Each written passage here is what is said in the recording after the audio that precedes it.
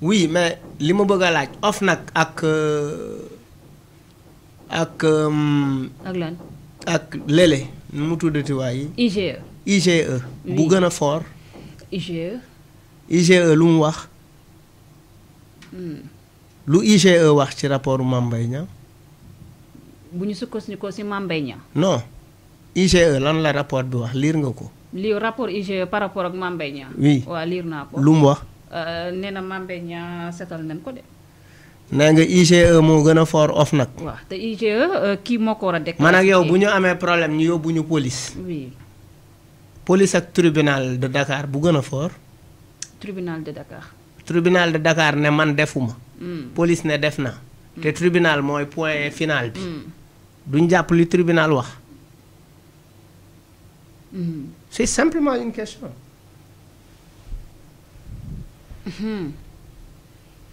Mais ces dossiers de Mame Mbaye Niang Mamour Diallo avec ses 94 milliards nga jamono jooju mun nañu wax ne ku fi lekk léegi premier ministre Ousmane Sonko mun nañu wax ne sax moo porté woon yooyu le dossier mbirum Mame Mbaye Niang sax moo tax mënu nekkutoon candidat ci élection présidentielle yi est-ce que nekkul boobule moo tax ñenn ci Sénégalais am exigence à ce que mbir mu leer aussi hein? Oui nee nga du nee nga. Oui. OFNAC. Oui. IGE moo ko gën a fort. Oui. bu fekkee IGE moo gën a fort OFNAC. te IGE nee na toppewuñu Mame Mbaye Niang dara. te jàpp nañ ni ñi nekk IGE ay nit yu jub lañ. dañu jub di jubal di jubanti. kenn naatablewul seen jub. ak seen loyauté. donc mën nañ jàpp ni li IGE wax baax na.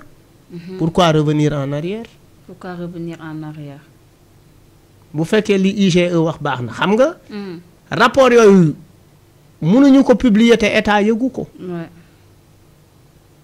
parce que état moo ciy njëkk a jot. en l'occurrence le président de la République. Ça c'est vrai Malal ba tey par rapport ak li nga xam ne aussi ñeel na président Bassirou Diomaye Faye ak visite yi nga xam ne nemmee ñu ngi koy gis ne mu ngi koy def ci foyer religieux yi aussi on a vu aussi le président Bassirou Diomaye Faye ci kër yi nga xam ne demagum na fa Touba Tivaouane démb famille omarienne bi foofu la julle après mu gis ko foofu le ci jàngu bi mu mel ni comme moom fii nga xam ne moom la fi yeneen président yi nekkoon ba tey moom seen tànk la. waaw mais xam nga loolu lu baax la. oui parce voilà. que loolu. parce que ces familles religieuses ont beaucoup souffert aussi. gis nga les marabouts. oui. les foyers religieux. jouent un rôle important dans l'amortissement de la tension sociale. liggéey bi ñuy liggéey. oui. ci réew mi ngir mu am dal ak jàmm. oui. loolu lu am solo la. loolu nag boo ko fi fekkee. oui. da nga koy tollan da nga koy yokk doo ko wàññi. donc c'est une bonne chose Malal ñu wax léegi si seen géejawaay boobule géejawaay Ahmed Aïdara. une heure de temps yi jeex na. waaye il faut ñu wax géejawaay parce que duñ fi. waaw mais une heure de temps yi jeex duñ fi topp te duñu wax géejawaay. non il faut qu'on soit cohérent. mais une heure de temps yi sax jeexul Malal. ci pointage bi lañ nekk ah non. Diomaye nee na. fii Diomaye du fi chef de dañu respecter heure bi. fii Diomaye du fi chef de. ah mais fii il faut Diomaye du fi chef.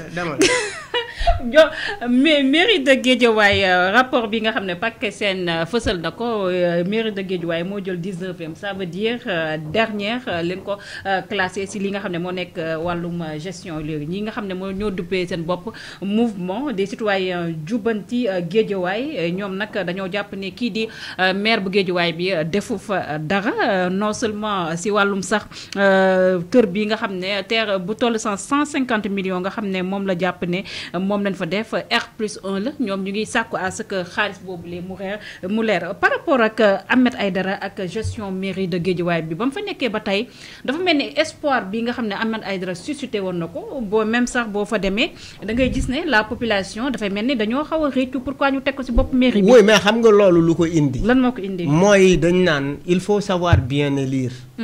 xam nga nit ñi dañuy ñëw ne way xam nga. maire oui c'est un rendez-vous entre un homme et sa localité.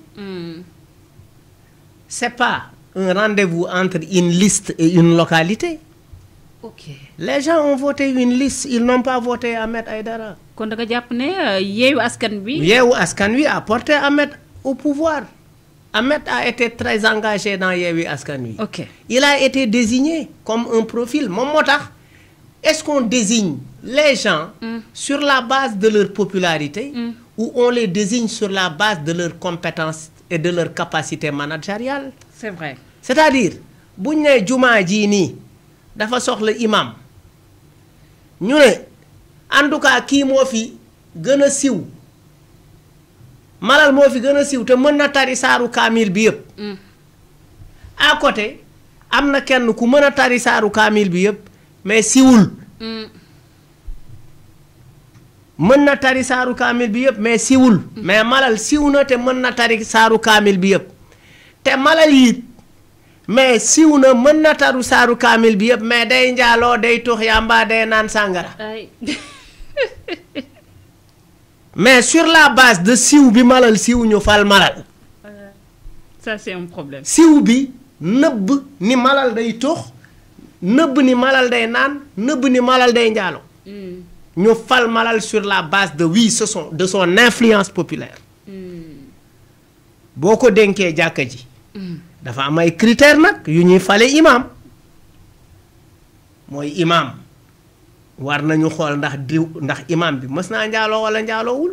mais seetuñu loolu.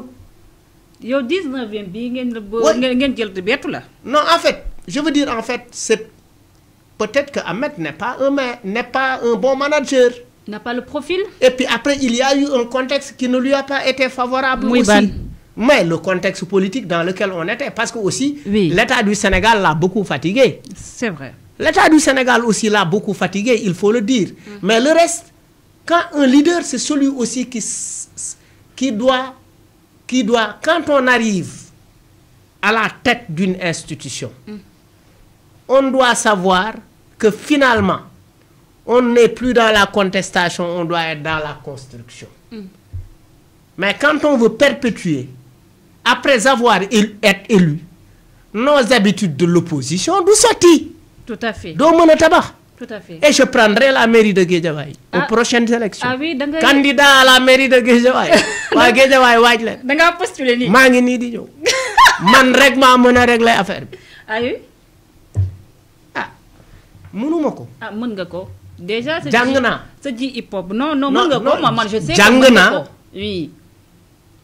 Dox naa. Oui. Te bëgg nga Guédiawaye. Te bëgg naa Guédiawaye xam nga ñaata at laa fa def. ñaata. De 77 à maintenant ñaata at la. 47 ans. 47 ans. te xam nga ruq-ruq yeeg. xam naa raadawee. loolu fan may foofu. xam naa raadawee. oui. xam naa baylay. xam naa marché bu bees. xam naa bàjju naar ya. xam naa cité Junxóob. xam naa marché Sam. xam naa premier Guédiawaye. xam naa Gueule Tapée. xam naa fépp ci Guédiawaye. xam naa Gounass. xam naa marché Helcom. xam naa li ndaw ñi bëgg. xam naa li gox bi soxla. oui. te tàmbale naa liggéey Guédiawaye. xam nga ni ngay def ak jaaykati caxa yi te yàgg nga. xam naa ni may def ak population bi xam naa comment créer de l'économie. C'est vrai. À Guédiawaye. C'est vrai. C'est vrai. Malal bande de filao yi aussi. Guédiawaye. Oui. Déjà dañ la nga war a mbir bi dafa war a dem foofule pour ñu ci justice pour ñu xool ndax dañ ko war a dellawaat waaye Guédiawaye population bi. mais parce que dañ koo déclassifié woon. bëri na ba gars yi pàccoo ko. non bëri na waa Guédiawaye yu ci am. oui. ñun suñu organisation Guédiawaye hip hop. bind na président de la République. pour ériger un centre. oui. de formation et de réinsertion. oui. au métier des cultures urbaines. oui. ku mel ni sëñ Aïdara. oui. am na fa pour defar internat. oui. pour defar daara et cetera et cetera. Il y a beaucoup de populations de Guédiawaye yoo xamante ne effectivement bénéficier wu nañ ci. donc maintenant nag revenir pour faire l'audit, oui, s'il le faut, il faut le faire. xool ñan ak ñan ñoo ci am ci yan anam nañ ci amee. Tout à fait. Madame, je pense qu'on a fait le tour de l'actualité. Mbégte ak bànneex laa amoon